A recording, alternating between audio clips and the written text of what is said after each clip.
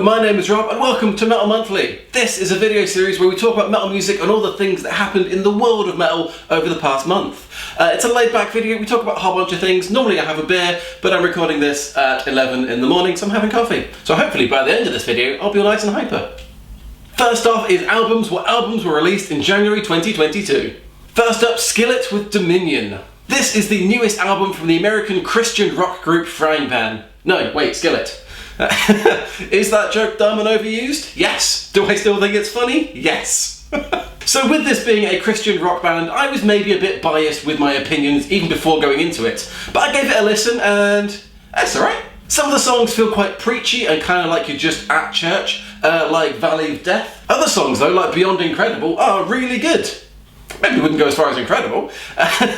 They're lively, they're fun, I would listen to it again, and I probably will. I'll just skip the boring ones.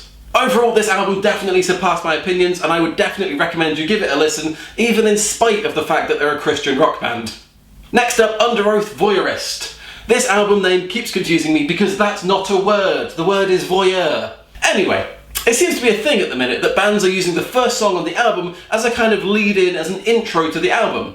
But what they do is that they then make a 3-minute song that is really long and boring and nobody wants to listen to it. I think so that when the music actually starts, it's so much better by comparison.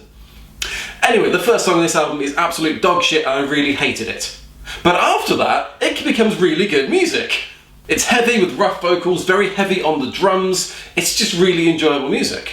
The rough vocals are incredibly rough, and even the clean vocals seem rough. It's really weird. If you like your heavy metalcore music, I would recommend this album.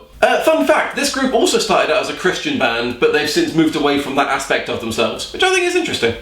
Next up, Boris with W. I chose to listen to this album because in the UK, Boris hasn't had many W's recently.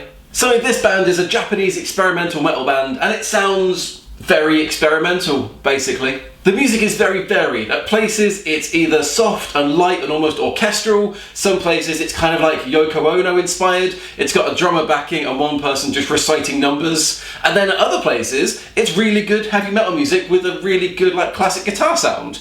It's really strange. If you like weird metal music, there you go, this is for you. And finally we have Lawnmower Death with Blunt Cutters. I mean, just from the band and album name, this is a metal band. But apparently they started out in the 80s as a kind of parody thrash band, but they did a whole bunch of different styles of music, and one of their last albums was kind of pop punk. It's really weird, but since they've came back, they've kind of found their sound somewhere between heavy metal and thrash, and it's really good. But it's also mixed with humour, and that is very much my kind of music. So the album has a lot of songs on it, including such classics as Bastard Squad, Raise Your Snails, Good Morning Phil, and Space Herpes.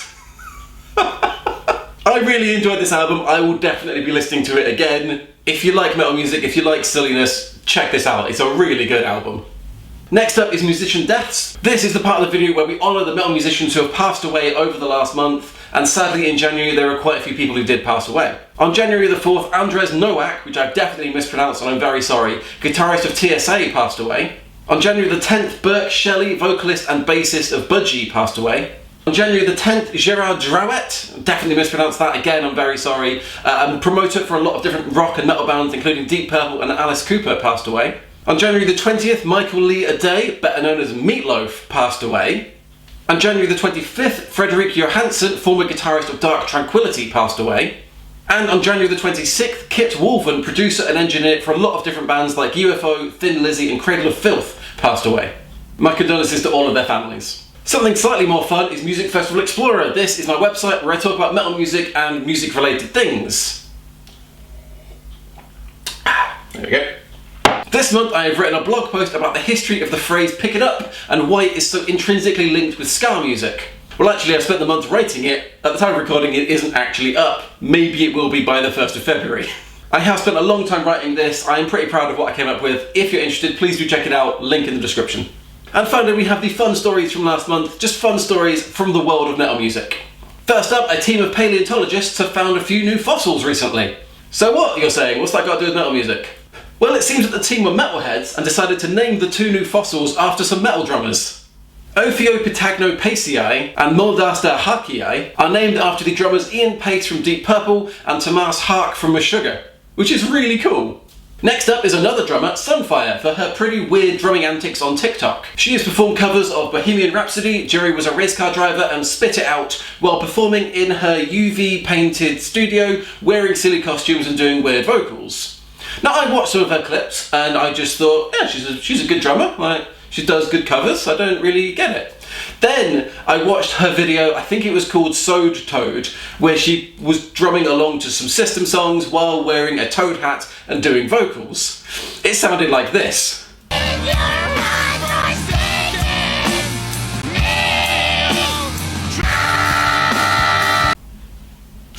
It's amazing, it's really funny, it's silly, it's everything you want from TikTok. Go check her out, she's amazing.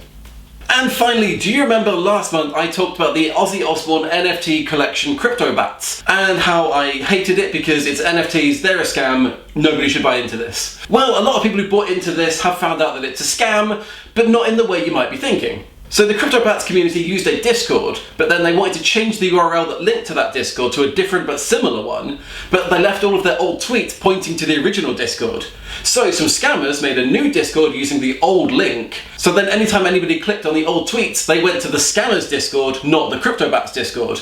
Then they used a phishing scam to basically just get a bunch of money from the people who wanted to buy Cryptobats. I saw an article that said people have lost $41,000 through the Cryptobats scam. So basically, if you're thinking of investing in the Ozzy Osbourne Cryptobats NFT collection, just fucking don't. Anyway, that's all from me. I'm not going to go on another big rant about NFTs. If you've listened to any of the albums I mentioned earlier, please do let me know in the comments what you thought of them. Please do check out my website, Music Festival Explorer, link in the description, as well as links to all of the fun stories I mentioned. Thank you so much for watching this far. My name is Rob, follow me on social medias, and I will see you next month.